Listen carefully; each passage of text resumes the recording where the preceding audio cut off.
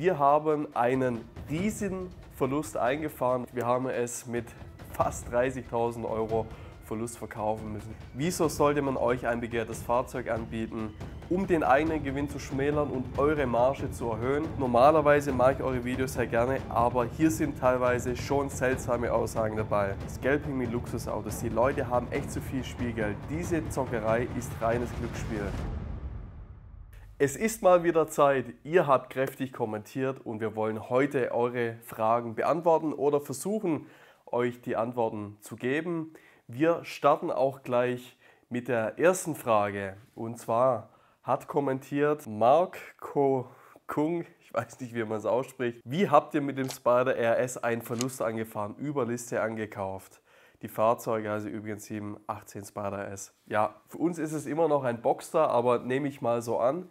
Wir haben einen riesigen Verlust eingefahren, weil wir das Fahrzeug über dem Listenpreis angekauft haben. Um genau zu sein, haben wir etwa 30.000 € über Liste bezahlt. Es war ein Auto mit sehr viel Ausstattung, mit Weissach, mit Keramikbremse, mit Magnesiumrädern. Also war schon an sich wirklich teuer. Und die Erfahrung aus dem Cayman GT4S hat uns optimistisch gestimmt. Wir dachten, das Auto würde wahrscheinlich für 60, 70 über Liste gehen. So war nicht. Wir haben es mit fast 30.000 € Verlust verkaufen müssen. Also ja, war kein gutes Geschäft und so kann man sich auch bei dem ganzen Überliste Handeln verzocken. So, die zweite Frage von DuDuDu68. Wenn die ersten ST 2023 ausgeliefert und die Haltedauer ein Jahr beträgt, wieso sind dann wieder schon welche zum Verkauf? Ja, sehr, sehr spannende Frage. Auf die gehen wir am Ende des Videos nochmal explizit ein. Da wollen wir das ganze Thema 992 ST und den Markt nochmals genauer beleuchten. Hier von NoName300, vielen Dank für das großartige Video. Könntet ihr ein Video machen, in dem ihr vorstellt, welche Fahrzeuge sich für Einsteiger als Investition eignen, Preisrahmen 30.000 bis 100.000 €. Ich kann jetzt nur von den Fahrzeugen ab so 60.000, 70.000 € sprechen, darunter haben wir selten welche. Aber zwischen 70.000 und 100.000 € gibt es durchaus Autos, die geeignet sind. Und was ich da euch ans Herz legen kann, sind ganz einfache Brot- und Butterautos. Das eine ist eben die 997 Baureihe. Dort würde ich immer auf einen Facelift gehen, also den 997.2 Carrera S, 4S, es darf auch ein GTS sein. Oder ihr geht zum 991 Vor-Facelift und nehmt dort einen Carrera S, vielleicht auch 4S, da kommen wir aber vom Budget an die Grenze. Alles Autos, die letzten Jahre unheimlich wertstabil waren, wo ich glaube, die werden wertstabil bleiben, denn sie sind sauger und haben die ursprüngliche Porsche DNA in sich. Also, da könnt ihr gerne mal reinblicken, haben wir immer wieder Fahrzeuge da und können wir gerne in einem anderen Video nochmal gesondert behandeln. FSGT4 fragt, was wären eure Top-Fahrzeuge 2024? Ja, da haben wir wenige Tage darauf ein Video gemacht. Wir blenden es euch einmal hier ein. Werft doch da mal einen Blick, dort haben wir die Tops und Flops für 2024 beleuchtet. Der nächste Kommentar, SIAMFD202. Scalping mit Luxusautos. Die Leute haben echt zu viel Spielgeld. Diese Zockerei ist reines Glücksspiel. Dem würde ich in Teilen widersprechen. Es ist natürlich ein Glücksspiel und ich habe am Anfang gesagt, auch wir, die es tagtäglich tun, verzocken uns, aber es gibt schon Fahrzeuge, bei denen kann man ziemlich sicher sein, dass sie ein Aufgeld erzielen werden. Dazu gehören die limitierten Porsche, dazu gehören die limitierten Ferraris und der 992 ST ist wieder ein Beweis, dass selbst in schwierigen wirtschaftlichen Umfeld die Fahrzeuge unglaublich hohes Geld bringen. Und deshalb ja, es ist Zocken, aber man kann es schon auch kalkuliert machen. AHN 7476 fragt, wie steht er zur Facelift G-Klasse? Wird es wie beim Vor-Facelift möglich sein, deutlich über Liste zu verkaufen? Ja, die G-Klasse ist wirklich so ein Fahrzeug für sich. Unglaublich, dass das Auto 5 Jahre später, also nach Einführung vom neuen Modell, immer noch so gehypt ist. Man fragt sich, wo gehen die ganzen Autos hin, wieso stoppt es nicht? Und ja, wir sind überzeugt, die Facelift-Modelle, die bringen Aufgeld. Wir haben schon welche mit Aufgeld verkauft, bieten aktuell welche mit Aufgeld an. Natürlich wird es sich nicht so lange halten, auch hier ist das Timing entscheidend. Aber im Moment bezahlen wir Aufgeld für den 63 und den 450D. Also wenn ihr da ein Fahrzeug habt, kommt gerne auf uns zu. Ich denke aber, so auf Ende des Jahres hin werden die Autos sich leicht über dem Listenpreis wohl einpendeln werden. Magic Neo 78 fragt, wieso hat der Porsche Turbo S immer so einen hohen Wertverlust? Ja, der Turbo S ist im normalen 911 Lineup immer das teuerste Fahrzeug, also ausgegliedert von den ganzen Sondermodellen oder auch den Weissach-Fahrzeugen. Gleichzeitig ist es ein unlimitiertes Fahrzeug mit einer sehr hohen Stückzahl, das auch im Regelfall im gebrauchten Markt dann einen sehr hohen Pflege- und Wartungsbedarf hat und dort auch der teuerste ist von allen.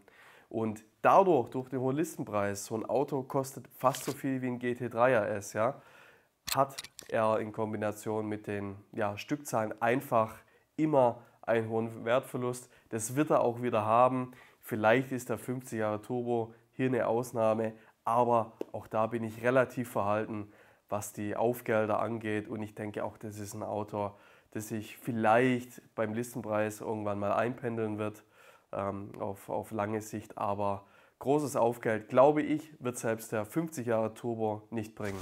Vittorio Pastorino fragt, was sagt ihr zu Porsche 997 Modellen? Werden die Preise sich wieder stabilisieren?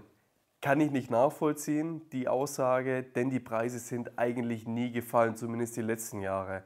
Seit Beginn Corona, seit 2020 ist der 997 flächendeckend vom Carrera über den 4S zum GTS, zum GT3, zu den Turbos. Ein Auto, das immer leicht gestiegen ist. Ja, er macht nicht Riesensprünge, aber hier habt ihr ein Auto, das absolut wertstabil ist vergleichbar mit so einer Rolex Submariner, spricht einen großen Markt an, können sich viele leisten, ist einfach handelbar, immer Fahrzeuge, die in etwa den Wert halten, vielleicht inflationsbereinigt sogar einen kleinen Return machen. Mich würde mal ein Video zum 997 und 996 GT3 interessieren, schreibt Max Mustermann.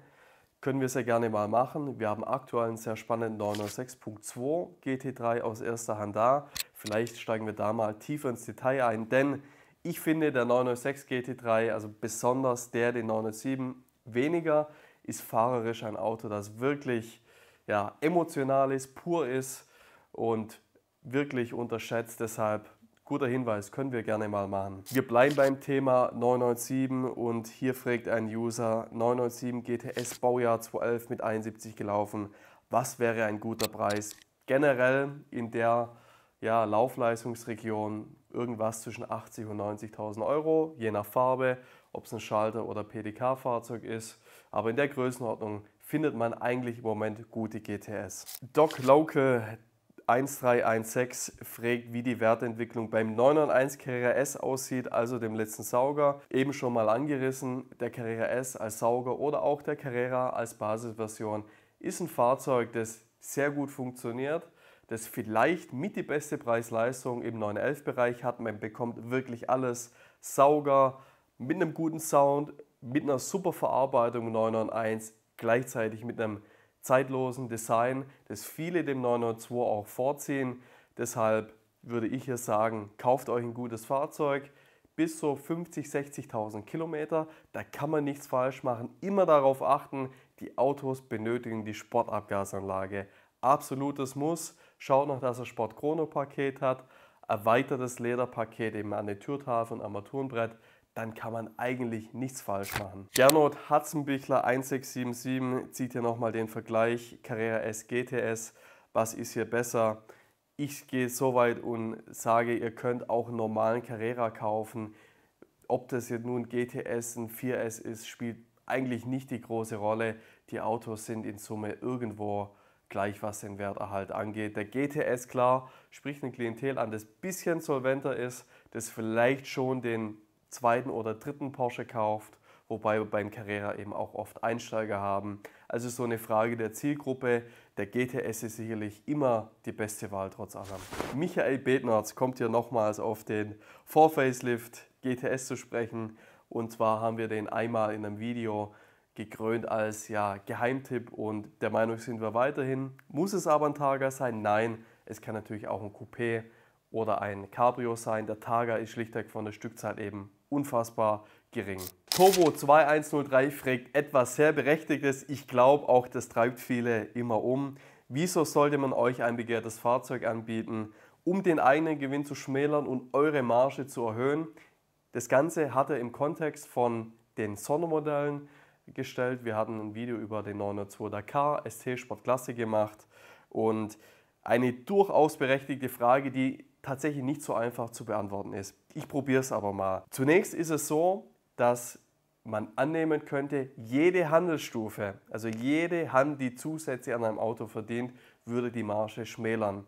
Auf der anderen Seite ist es so, dass diese limitierten Modelle in Europa, in Deutschland tatsächlich meist nur leicht über dem Listenpreis bringen. Also denkt mal selber an euch, 992 ST würdet ihr 200.000 Euro mehr bezahlen, 992 RS würdet ihr hier 100.000 Euro mehr bezahlen oder 992 Dakar nehmt ihr 60.000 Euro in die Hand und zahlt das dem Spekulanten. Ich glaube, da sind wir uns einig, diese Mentalität haben wir in Deutschland, in Europa weniger. Deshalb müssen die Fahrzeuge übersee verkauft werden und den Zugang zu diesen Märkten, den kann ein Privater nicht schaffen. Den haben aber wir, weil wir dieses Geschäft eben tagtäglich auch machen, die Kunden dort kennen und zum anderen auch die ganze Zollabwicklung machen können. Deshalb ist meine Sicht eine ganz andere. Wir können sogar die Marge des eigentlichen Verkäufers erhöhen, gleichzeitig können wir mitverdienen und es ist ein Win-Win-Win.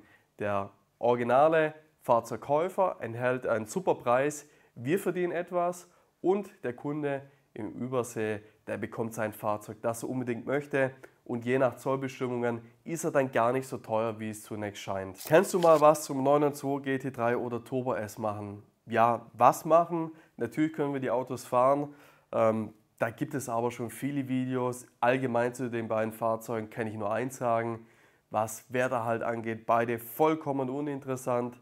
Der Turbo S fällt natürlich wesentlich schneller wie der 992 GT3, aber auch der 992 GT3 funktioniert im Moment gar nicht. Wenn ich so anschaue, was wir verkaufen, ist es vielleicht sogar der 992 mit der geringsten Nachfrage, ja, weil er wurde unglaublich gehypt während Corona, Lieferengpässe und jetzt kommen immer mehr Fahrzeuge auf den Markt. Wir verkaufen selbst in normalen Carrera-Basisversionen inzwischen besser wie ein GT3, deshalb ich würde es im Detail gar nicht beleuchten, ein Auto, wo man derzeit vorsichtig sein muss. Peter Petersen 4789 kommt ja auch nochmal auf den Turbo S Cabrio zu sprechen. Auch gilt das Gleiche, ob Coupé, Cabrio, spielt keine Rolle. Die Autos sind mehr oder minder im freien Fall. Mehr muss man dazu einfach nicht sagen im Moment. G. Spitzfaden 3258 hat die Frage gestellt, wie seht ihr die Entwicklung des 992.1 GTS, also des Vor-Facelift? Jetzt, wo der Nachfolger ein Hybrid wird, eher zu aktuellen Preisen kaufen oder warten, ist ja auch der letzte seiner Art ohne Hybridtechnik. Stimmt jetzt nicht ganz, der 992 GTS 4 Facelift ist ein Vollverbrenner, ja, mit Turboaufladung. Der Nachfolger ist streng genommen kein richtiger Hybrid. Er hat ein 48 Volt Bordnetz und der Turbolader ist ein sogenannter E-Booster, sprich die Turboladerwelle wird über ein Elektromotor zusätzlich angetrieben, sodass, wenn die Abgasströme eben nicht die entsprechende Drehzahl bringen, der E-Motor die Turbine auf Drehzahl bringt und somit eben das Turboloch, der Turbolag, noch kleiner gehalten wird. Ich finde das von Porsche ziemlich schlau. Das ist für mich auch eine Elektrifizierung vom Antriebsstrang in einem Sportwagen, den man glaubhaft seinen Kunden verkaufen kann. Deshalb bin ich überzeugt, der 992.2 GTS wird seinen Vorgänger in Schatten stellen, nicht nur, weil er, glaube ich, was sind es, der Vorfall ist ja 480 PS, der neue 540, also 60 PS mehr hat, er wiegt auch nur 50 Kilogramm mehr. Ich glaube, die Zahlen sprechen da schon für sich und deshalb 992 Vor-Facelift GTS, der wird weiterfallen. Ich glaube auch nicht, dass er attraktiver sein wird wie der Facelift. Deshalb, wenn ihr Pfennigfuchser seid und den besten Kurs wollt, dann wartet, bis sie weiterfallen oder kauft einfach einen aus 2019 oder 2020. Dort waren die vom Listenpreis noch nicht so teuer. Otlay.de stellt hier die Frage, ob diese Regeln, die wir aufgestellt haben, auch für das limitierte Sondermodell 992 GTS Edition 50, also der Heritage Targa, gilt. Ich bin mir nicht sicher, ob ich dieses Fahrzeug kaufen möchte und ob der aktuell erhebliche Aufpreis gerechtfertigt ist oder ob ich auf günstige Preise dieses Modell hoffen soll. Ja, für mich ist das Auto einfach wieder so ein Marketing-Gag, ja, der Porsche AG, der GTS Targa oder hier als Heritage Targa ist eigentlich nur ein GTS, mit ein bisschen Dekoraufkleber, mit ein paar anderen Farben und das als Sondermodell zu verkaufen, das finde ich jedenfalls nicht glaubwürdig. Das ist ein Sondermodell vielleicht der zweiten, vielleicht auch dritten Klasse. Ich würde gar nicht so weit gehen, das ein Sondermodell nennen und ein Aufgeld dafür zahlen, auf gar keinen Fall. Wir bekommen die Autos zuhauf angeboten, wir kaufen sie nie an und wenn wir sie bewerten, dann bewerte ich das Fahrzeug maximal wie einen normalen Targa. Klar, der etwas höhere Listenpreis, den überträgt er in den Zweitmarkt, aber da ein Aufgeld zu bezahlen, das sehe ich nicht. Und im Übrigen glaube ich, wird der 50 Jahre Turbo da nicht viel besser werden. Insofern finde ich jetzt nicht spannend das Auto, soll nicht heißen, dass ich ihn nicht schön finde oder dass er nicht schön fährt, mag alles sein, aber rein aus Marktsicht, aus unserer Perspektive, kein wirklich interessantes Fahrzeug. Bernhard Schwab schreibt, wie immer ein hochinteressantes Video, danke dafür, freut mich sehr zu hören. Auf den ersten Blick etwas überraschend, dass der 964 trotz des hohen Anstieges höher bewertet als andere Fahrzeuge. Trotz allem würde ihn unsere Meinung zum 964 RS bzw. NGT interessieren. Und zwar besonders in den Kultfarben. 964 ist wahrscheinlich im Moment mit dem 993 so ziemlich der gehypteste Luftgekühlte, den es gibt. Und gerade die C2 Coupés, die aufgrund der Resto-Mods, wo oft als Basis verwendet wird, am Markt nicht mehr so häufig anzutreffen sind, sehr, sehr teuer geworden. Der 964 RS hatten wir jetzt 2 Exemplare da, beide die Teppichversion. Einmal Maritinblau, was eine sehr gefragte Farbe ist, und einmal Schwarz, was jetzt weniger gefragt ist. Die Autos sind, glaube ich, zu stark gestiegen und finden derzeit nicht wirklich ihre Abnehmer bei den Kursen, die aufgerufen werden. Wir hatten eine recht beschränkte Resonanz, selbst bei dem Auto in Maritinblau, das wirklich super war. Bis auf die Heckklappe war das Auto im Originallack, hatte 20 Scheckhefteinträge, die ganzen Karosserienummern, Kleber, die die Fahrzeuge so haben, die hatte er. Es hat alles gepasst, wir haben das Auto für 260.000 Euro angeboten, aber tatsächlich kam da nicht wirklich viel. Ja, wie steht es um den RS NGT? Ich sehe hier sogar nochmals etwas weniger Dynamik als beim normalen RS. Wieso? Der NGT war eine Zeit lang unglaublich hoch gehandelt, 2014 hat es begonnen, dass die Autos durch die Decke gehen, aber inzwischen muss man sich einfach die Frage stellen, wieso soll ein Sammler einen NGT kaufen, ohne Teppich?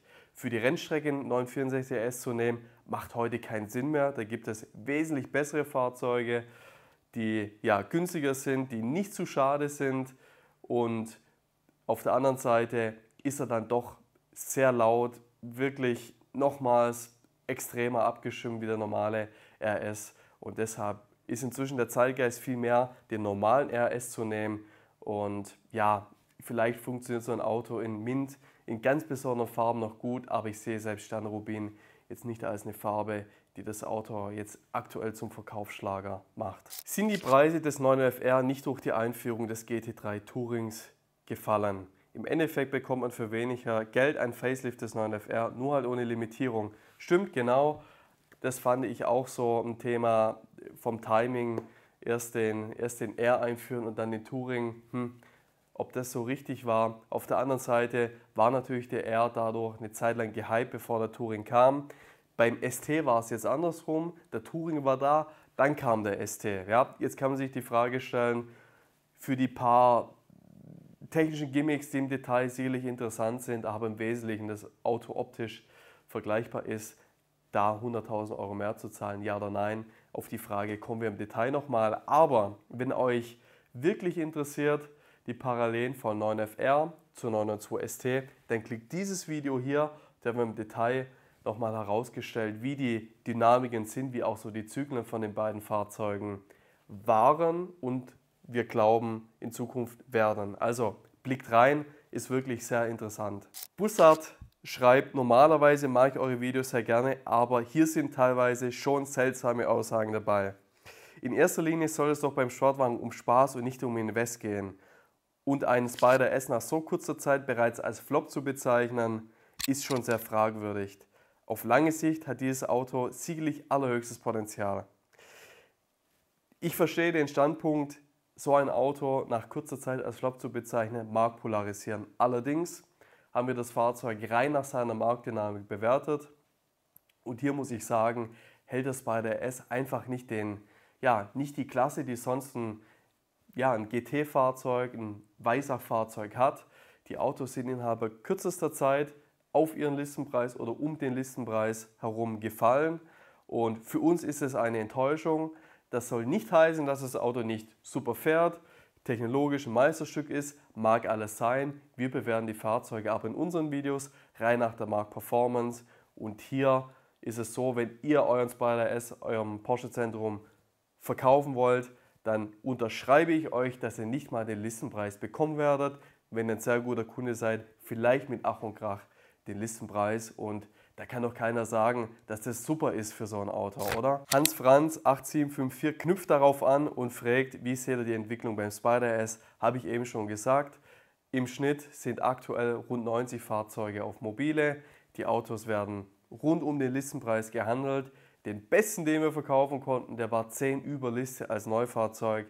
Also für mich ganz klarer Fall. Die Autos werden weiterfallen, es werden weitere auf den Markt kommen. Von allem, was ich weiß, hat Porsche Probleme mit dem 992 Facelift. Die Autos stehen auf der Halde, können nicht ausgeliefert werden und deshalb wird der GT4 S und der Spider S in einer richtig hohen Stückzahl produziert und es spricht nicht weiter für die Performance, die ohnehin jetzt schon wirklich dürftig ist. Cooles Video, sehr informativ und nachvollziehbar. Wie schätzt ihr den Ferrari F43 Spider ein? Hot oder Schrott? Ja, Hot oder Schrott ist natürlich die beiden Enden der Skala irgendwo. Der 430 ist ein cooles Auto. Ich sehe ihn trotz allem nicht mit dem Potenzial wie den Nachfolger, den 458 Spider. Aber ein Auto, wenn er richtig konfiguriert ist, also mit Racing-Sitzen, Keramikbremse, paar Carbon-Applikationen, durchaus spannend sein kann. Das F1-Getriebe ist nach wie vor ein Hemmnis für eine gute Wertentwicklung. Es gibt zwar den auch als Schalter, aber der ist so selten, dass praktisch nicht auffindbar ist. Deshalb 430 Spider kann man kaufen, geringe Laufleistung, 330.000 Kilometer, guter Spec, aber ich glaube nicht, dass das Auto Sprünge machen wird. Speedhead 819 stellt die Frage, wie wir den 488 Pista einschätzen. Sollte eigentlich das letzte Modell im V8 Mittelmotorbereich sein, ohne Elektrifizierung? Ja, wird er das wirklich sein? Ferrari hat schon beim 812 gesagt, es sei der letzte V12 Vollverbrenner. Dann kam der 12 Zylinder mit dem V12 Sauger. Insofern kann man sich schon die Frage stellen, ob Ferrari da nicht nochmal einen Schritt zurückrudert und auf den V8 Heckmittelmotor wieder setzt. Denn wir blenden euch ein paar Schlagzeilen hier mal ein. Die ganzen Hybrid-Elektrofahrzeuge funktionieren im Moment nicht gut und Ferrari als Kleinserienhersteller hat im Gegensatz zur großen Konzern die Möglichkeit, seine Strategie auch kurzfristig mal zu ändern und so ein Aggregat am Markt zu bringen. Halte ich für realistisch. Nichtsdestotrotz ist er für 88 Pista ein sehr spannendes Fahrzeug. Ich sehe da auch Parallelen zum 991 GT2 RS, also mit Marktstart des Fahrzeugs. Krasser Hype, 200.000, 300.000 Euro Aufgeld. Dann so langsam Konsolidierung der Preise, Rückentwicklung auf 100.000, 200.000 Euro über dem Listenpreis. Inzwischen liegen die Fahrzeuge bei rund 400.000 Euro plus minus 30.000, 40.000 Euro, je nach Konfiguration und Laufleistung. Und da glaube ich, kann man heute weiterhin einsteigen. Es ist ein Auto der Special Series, also hat er immer das gewisse Potenzial, das gewisse Extra, das ihn doch nochmal steigen lassen kann. Und finde ich spannend, besonders in eben anderen Farben als die Präsentationsfarbe. Eddie OC200 möchte wissen, wie wir die Wertentwicklung des DBL V8 einschätzen. Mit maximal 35.000 Kilometer auf dem Tacho, gut 6 Jahre alt. Kaufpreis so um die 125.000 Euro. Der DB11 ist ja der große Aston Martin, also der klassische Aston GT. Und dadurch ist es so ein Auto, das immer ein bisschen eine Kundschaft anspricht, die oftmals etwas älter ist, die ein bisschen konservativer ist, wie ein Käufer, der beispielsweise einen DBS kauft. Unsere Erfahrung ist jedenfalls die, dass die Vanquish oder auch Vanquish S und der DBS, also die sportliche Variante des DB9, dort besser performen. Und wenn ich einen Tipp geben könnte, für um die 130.000 Euro bei Aston Martin, dann würde ich auf den DBS Handschalter gehen. V12 Schaltung, das ist ein Auto, das es so praktisch bei anderen Herstellern nicht gibt. Und da sehe ich super Potenzial und da würde ich den DBL V8 nicht sehen, übrigens auch den V8 Vantage nicht. Ich bin der größte Fan des Maserati Gran Turismo oder Aston Martin DB9. Was seht ihr hier als Investition? Keinen. Würde ich bei beiden Fahrzeugen wirklich abraten. Maserati als Invest hat eigentlich noch nie funktioniert. DB9 haben wir eben schon angesprochen, ein Auto, das einfach die Zielgruppe, die passt nicht. Setzt da lieber auf den Aston Martin DBS mit Handschaltung. Das ist ein Auto, das sehr, sehr spannend ist. Es kommen noch ein paar andere Hersteller und zwar kommen hier ein paar Fragen zu Lamborghini und Cello V5722. Da werden beinahe nur Porsche gezeigt. Wie ist es mit Lamborghini, zum Beispiel Huracan Technica oder Performante? Gibt es einen Grund, wieso ihr praktisch keine Videos über Lamborghini macht? Mich würde ein Video zum Huracan interessieren. Ja, wir haben natürlich immer sehr viele 911er hier, sehr viele Ferraris hier, Lamborghini überwiegend vereinzelt. Also wenn ihr einen Techniker habt oder Performante, dann bietet ihn doch uns einmal an, dann kaufen wir das Fahrzeug und machen ein Video im Detail dazu. Machen wir sehr gerne. Celoris schreibt, wann hören wir mal mehr von McLaren? Wir haben jetzt aktuell einen richtig spannenden da, ein 620R und als Neuwagen, was praktisch nicht mehr gibt. Ich glaube, es ist wahrscheinlich der einzigste Neuwagen, der noch übrig ist. Schreibt doch mal in die Kommentare, ob wir zu diesem Auto ein Video machen sollen. Wenn wir sehen, es bekommt ein paar Likes, der Kommentar, dann drehen wir euch da ein Video dazu. Gerhard Gulewitz, ich hoffe, ich spreche es richtig aus, schreibt, gibt es einen familiären Hintergrund, warum der Kanal Röhrl Mobility heißt und Walter Röhrl selber dabei ist? Familiären Hintergrund gibt es nicht. Wir haben allerdings mit Walter Röhrl, wir heißen ja Röhrle, also mit E am Ende, ein Video gedreht. Wir kennen ihn auch, aber wir sind nicht verwandt. Es ist nicht mein Onkel, ich werde das oftmals gefragt. Nicht immer löse ich die Frage auf. Ein Spaß, natürlich. Aber wir haben Überschneidungen. Wir lieben beide Porsche, wir handeln Porsche und wir hatten auch die Ehre für ihn, den Röhrl Roadster zu verkaufen. Werft doch mal einen Blick auf dieses Video hier. Dort haben wir ein kleines Interview mit ihm gemacht, aber es ist nicht mein Onkel, wir sind nicht verwandt. Ja, und hier ein lustiger Kommentar. Achim Schwarz schreibt in unserem Flop-Video, wo es um Wertverlust ging, in der Porsche-Reihe fehlt mir der Taycan. Ja, der hat schlichtweg die Skala gesprengt, da hatten wir gar keinen Platz mehr, den unterzubringen. Der würde so weit unten stehen, da müssten wir die ganze Skala unheimlich erweitern. Deshalb der Taycan, den sehen wir auch nicht als Sportwagen. Und der Wertverlust ist da ohnehin so massiv, da weiß ich gar nicht, was ich zu sagen soll. Ne? Aber ja, die Skala hat nun mal auch irgendwo ihre Grenze. Michael Bar 181 geht hier nochmal auf das Thema Elektrifizierung ein und stellt die Frage, ob die Flop-Modelle nicht in Zukunft auch Potenzial haben. Ja, ohne zu stark in die Debatte einzusteigen, die Mobilitätswende hat ihre Berechtigung. Wir können nur aus der Marktperspektive sagen, dass im Luxusbereich, im Sportwagenbereich es wirklich nicht gut ankommt. Die Beispiele, bei denen ein Elektrosportwagen gut funktioniert hat, die kann man wirklich an einer Hand abzählen. Und wenn die Produktpalette so weiterentwickelt wird, schauen wir uns mal Porsche an. Der Macan-Verbrenner, Verkaufsschlager eingestellt. Der Cayenne gibt es nur noch in der Basisvariante oder S-GTS als Verbrenner, sonst nur noch Hybrid. Nächstes Jahr soll der vollelektrische kommen. Der 911 wird hybridisiert. Ferrari zu 96 GTB mit Hybrid. Ja?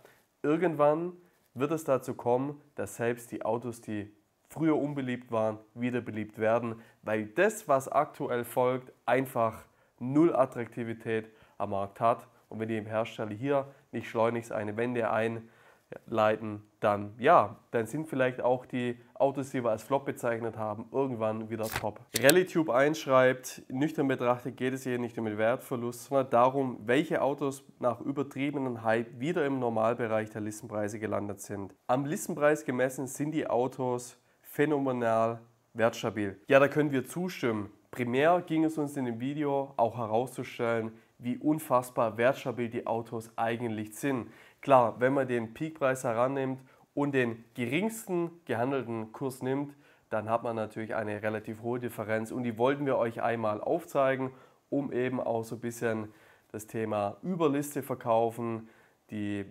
Fallhöhe da euch einmal aufzuzeigen. Aber ja, in der Summe sind die Autos sehr, sehr wertstabil gewesen. PS WT6ML stellt die Frage, wo wir die Diagramme hernehmen, also von den Auktionshistorien. Da gibt es zwei Plattformen, die wir nutzen. Die eine ist classic.com und die andere ist Glenn March. Da könnt ihr beide mal aufrufen. Es ist so, dass überwiegend die Auktionsergebnisse aus den USA sind und der Markt nur in Teilen mit unserem korreliert. Also da vorsichtig sein, und die Auktionspreise sind auch nur Indikatoren für den aktuellen Preis eines Fahrzeugs, denn oftmals sind da große Unsicherheitsfaktoren mit eingepreist. Ihr kennt Auktionen wie Collecting Cars oder Kickdown, wo irgendwelche Autos online versteigert werden, die keinen Qualitätscheck vorab bekommen.